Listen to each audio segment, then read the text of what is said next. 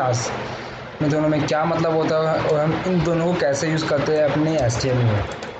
तो गाइस सबसे जानते हैं कि आईडी और क्लास। तो आईडी हमारे आज की टॉपिक्स हैं। तो आईडी का मतलब क्या होता है? आईडी मतलब आइडेंटिफिकेशन। हम किसी भी एलिमेंट को डिज़ाइन करने के लिए या फिर जावास्क्रिप्टिंग के लिए एक आईडी डिफाइन करते हैं या फिर क्लास डिफाइन करते हैं। तो आईडी मतलब आइडेंटिफिकेशन, क्लास जो होता है बताता हूँ। तो जैसे मैंने लिखा एक डिव, मैंने डिव बनाया, सपोज मैंने डिव बनाया और मैं से आईडी दे रहा हूँ कि ये मेरा बन जाता है मेन बॉक्स। मैं से अपना मेन बॉक्स बनाता हूँ। तो गाइस ये मेरा मेन बॉक्स बन गया है अब, क्योंकि मैंने इस डिव को एक आईडी दे दिया। अब इसके अंदर मैं कुछ भी लिखूँगा तो वो मेरी एक मेन बॉक्स के आइडेंटिफिकेशन में ही होगी, जिससे मैं उसको जावास्क्रिप्टिंग से स्टाइल दे सकता हूँ या जावा स्क्रिप्ट यूज़ कर सकता हूँ। सॉरी मैं CSS यूज़ करके उसको डिज़ाइन कर सकता हूँ और जावास्क्रिप्ट से इसे यूज़ कर सकता हूँ।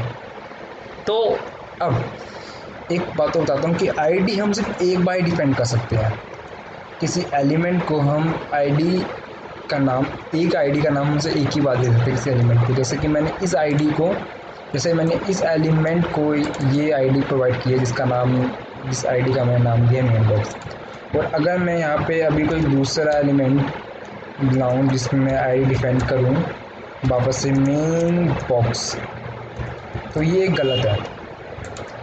तो ये एक गलत है।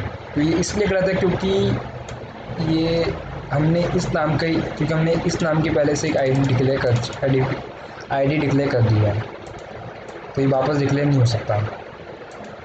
ठीक है गाइस। और इसी तरह हम चलते हैं अपने अब एक क्लास के अंदर। तो क्लास में क्या होता है? तो क्लास में हम जैसे कि मैं ऐसे देता हूँ सबको, जैसे कि एक मिनट, मैं एक और डिव बनाता हूँ डिव, और मैं इसको क्लास दूंगा।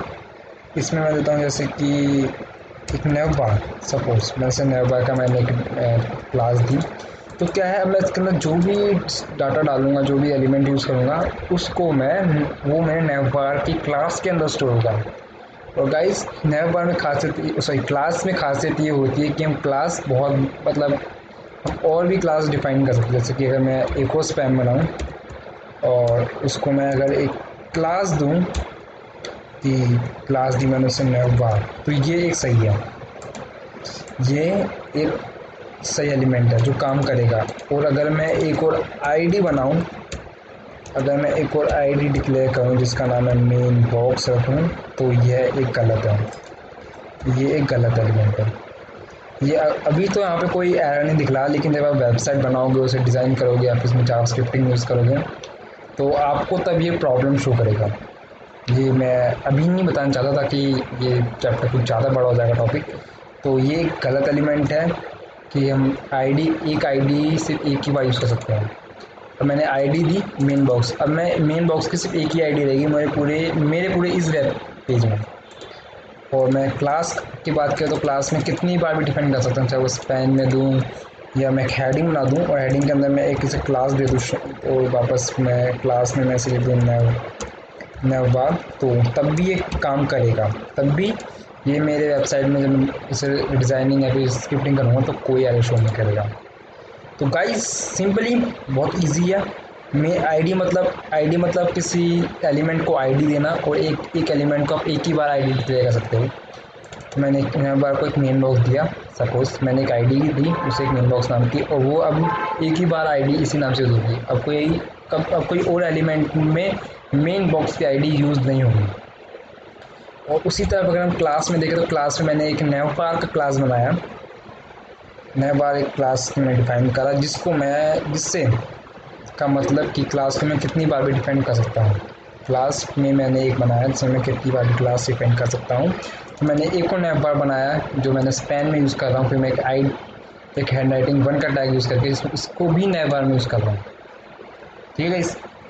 तो क्लास को हम जितनी बार भी यूज़ कर सकते हैं, लेकिन आईडी को हम सिर्फ एक ही बार यूज़ कर सकते हैं।